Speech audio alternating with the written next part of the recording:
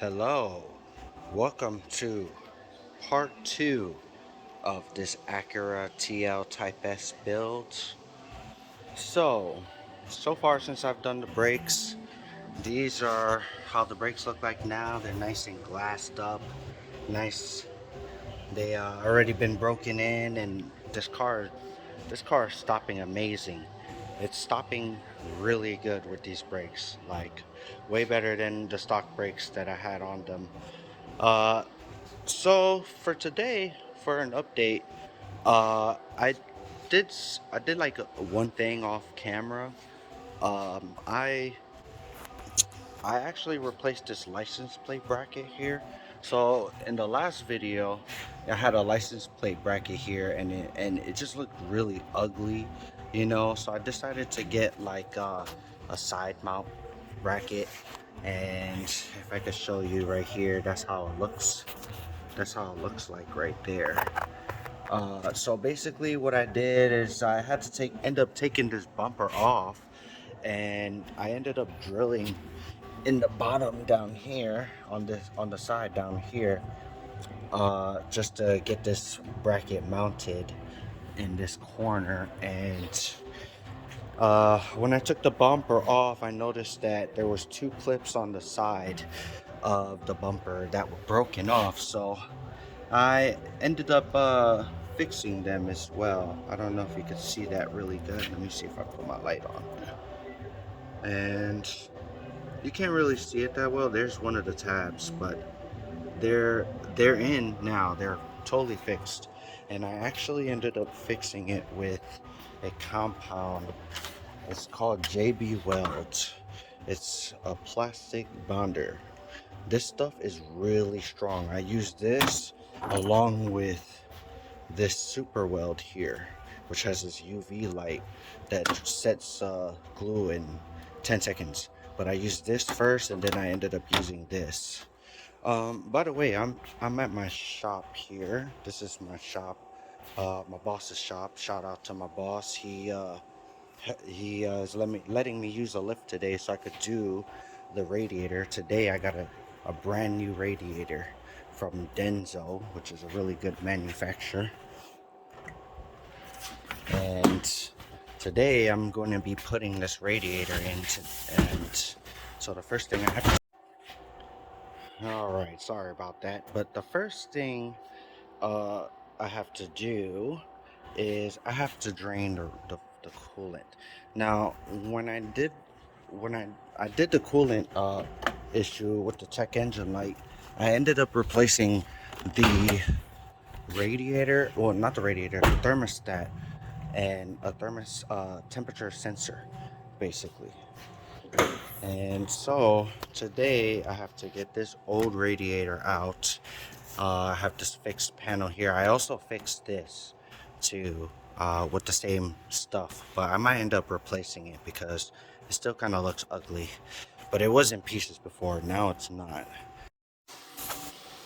Well, yeah, so uh, I will be basically, after I get this radiator out, which by the way, what it entails is I'll have to remove this fan. I'll have to remove these hoses here. I'm gonna end up getting some new clamps, so that, because I really don't like these clamps. I'm more like the ones that you could actually screw on. I believe those clamps hold way better than these original clamps. So I'm gonna get rid of these clamps too. I'm gonna be I have to remove these fans, and this is what the connectors to the fan, so I gotta disconnect them. And it's not really that difficult, so stay tuned, and I will get back to you when I get the new radiator in.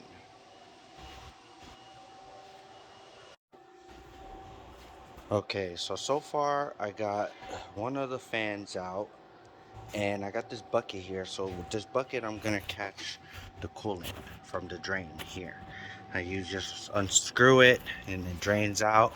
I got the cap open so that when it comes out, I can just take these hoses off, and then I'll be able to pull the radiator right out, no problem.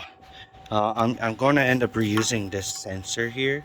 because I didn't get any check engine light or any trouble codes. I'm just gonna clean it up and reuse it. And for that's for coolant temp.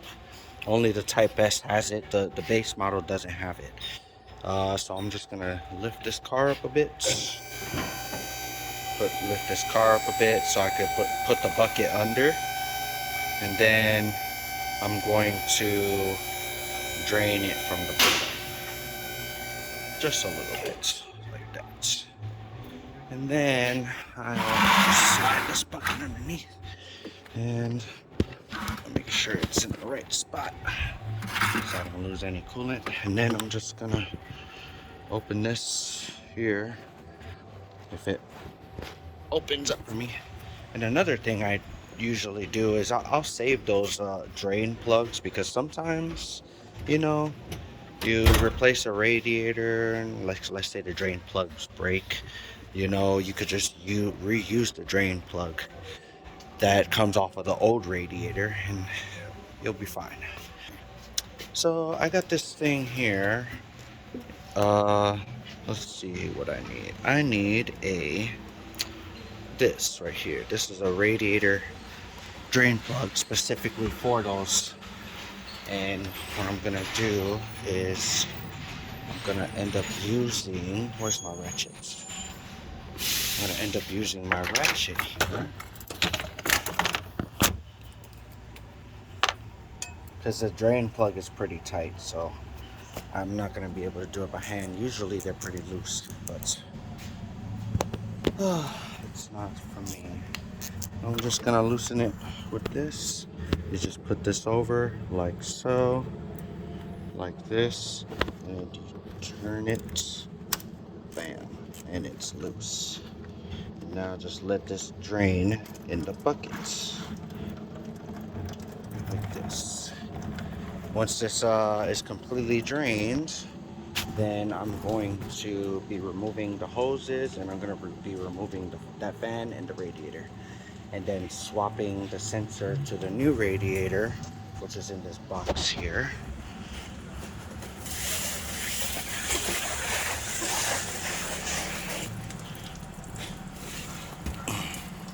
It's in this box here. And yeah, stay tuned. Okay, so basically the coolant has already finished draining here, and I'm ready to pull this radiator out. I just got to get this lower hose disconnected. The hoses seem to be in pretty good condition. They're not too soft.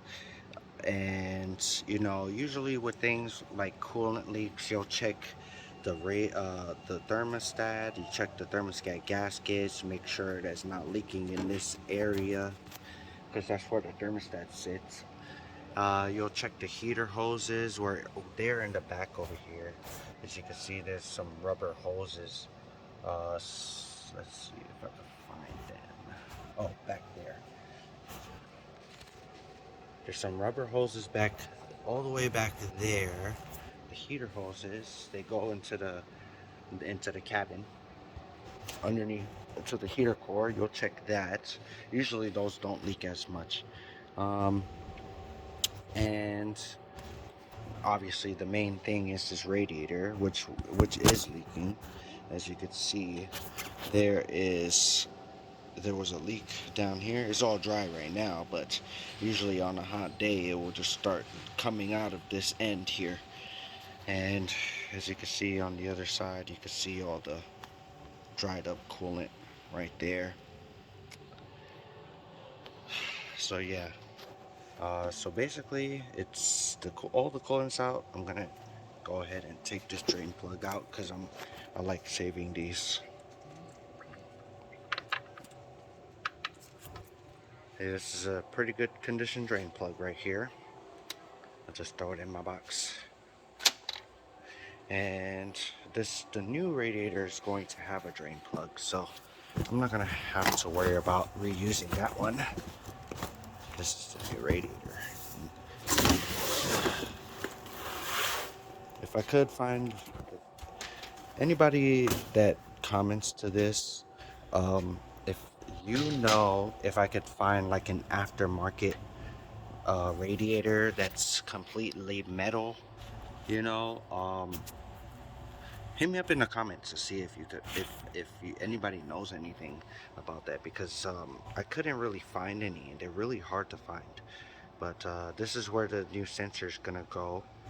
I mean, where the sensor from the old radiator is gonna go here, and there's a new drain plug, so that's why I saved the old ones, because the new radiator always comes with drain plugs. Not too bad. It's pretty simple. This is a Denso radiator, really good. What was in here was some kind of weird manufacturer. This radiator is a replaced radiator, but to be honest, it wasn't great quality, and it failed, you know. So all right, gonna replace it, and I'll give you an update. Okay, so here's the old radiator, and I gotta take these bushings. Remember, whenever you replace a radiator, these bushings have to go to the new radiator. Um, they're gonna keep the radiator centered, and it's gonna keep the radiator from cracking as well. So without these, your radiator will prematurely wear from the vibrations. So make sure you grab these two. This sensor right here I'm going to take out, and I'm going to end up putting it into here. So I need the tool for that, and I'm gonna end up cleaning this area so that it looks nice and clean too, for when I put the new radiator in. I don't want it to still be dirty, so I'm gonna be cleaning all this as best as I can. I mean, it's not gonna be like super detailed, but it's definitely gonna be cleaner than before. So these clamps here, I use these clamps because, for one, you can position them any way. Just slide them on. Ain't gotta have any problems. Slide them on, and then you tighten them up using an 8 millimeter. See, I already got the bottom one down there. They clamp on really tight, and they never wear out. So yeah, I'm replacing these clamps with these clamps. I got the new radiator in, and I got that sensor in too, so that's good to go. So all I gotta do is just put the fans back in and put some coolant, and with that, I don't usually put coolant in the old-fashioned way. No, I use this gauge here, this cooling system filler. This one's from Matco Tools, but Harbor Freight sells one too. This one's just really consolidated. I really like it, but with the coolant that's in this bucket here, I'm gonna put this tool, right. I'm gonna put it in there. This hose gets filled up with coolant, and then you put air into this, and it'll suck all the air out, basically. And once all the air is sucked out, this gauge will tell me when all the air is sucked out, and you flip open the other side, and all the coolant that's in this bucket is gonna go back in the radiator with no air bubbles. So then my car will be good to drive right there and then. And so I will show you at the end how everything looks when it's done. And I also cleaned this brace here too. It was really dirty. I just took a rag and some brake cleaner, and I cleaned it really well so it looks nice. You know.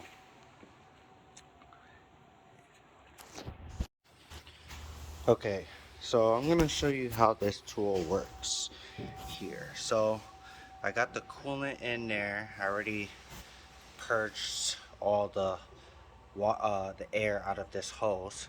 So the first thing I'm gonna do is I'm going to put this here, bam, like that, and then So that's all you basically gotta do. So, and then I'm gonna turn this knob here, and it's gonna start getting all the air out of the system.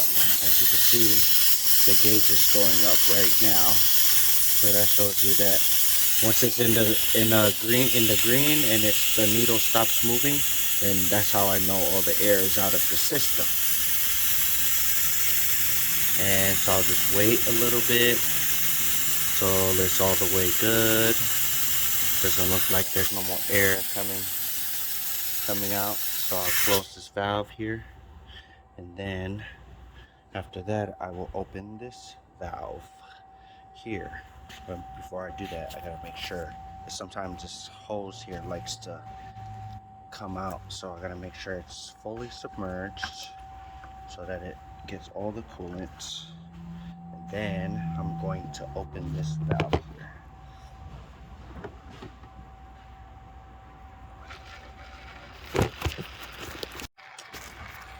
And now it's filling itself up right now. So once it's done filling up, then I'm gonna close that valve again. This is almost done. I'm gonna close the valve again, and then it should be good to go. Put a little bit of more coolant than it needs, and then I'll close it up and it's good to go.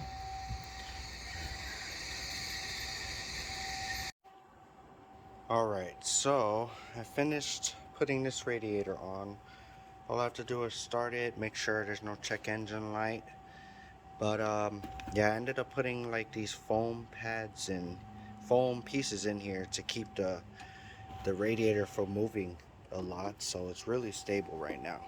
And I had some leftover coolant, so I'm gonna take this home with me. Now let's start this thing up. Make sure there's no lights. Where is my keys?